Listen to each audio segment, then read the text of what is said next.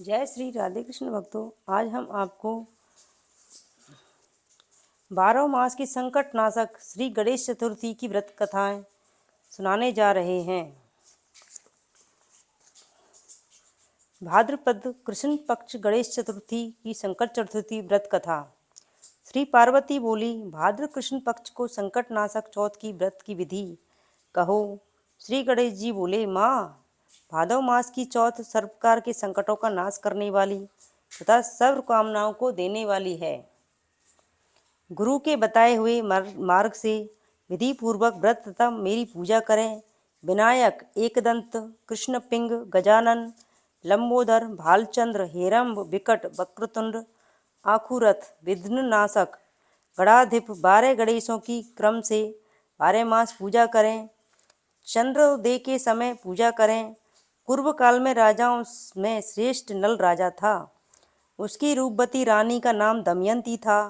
देवों के शाप से वश नल राजा को राज्य से भ्रष्ट होकर दुख को प्राप्त हुआ और रानी से वियोग हो गया।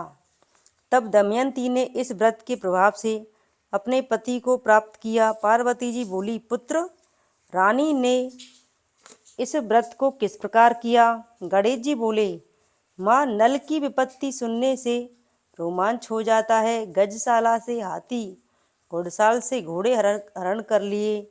डाकुओं ने धन तथा महल को अग्नि से जला दिया। राजा नल भी जुआ खेलकर सब हार गए। नल असहाय होकर रानी के साथ वन को चले गए। शापवश स्त्री से भी वियोग हो गया। रानी राजा दुखी होकर देशाटन करने लगे।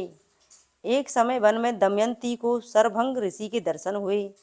दमयंती ने मुनि को हाथ जोड़कर नमस्कार किया और प्रार्थना की, प्रभु, मैं अपने पति से किस प्रकार मिलूंगी?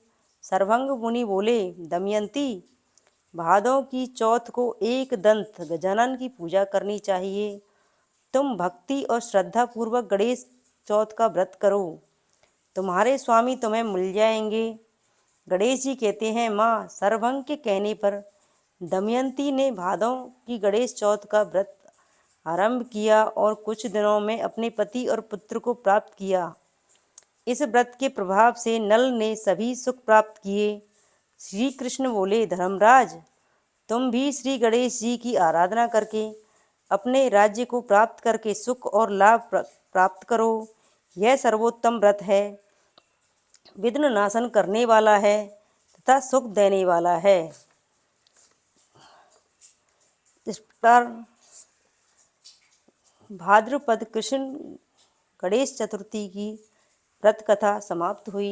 जय श्री कृष्ण। राधे राधे भक्तों।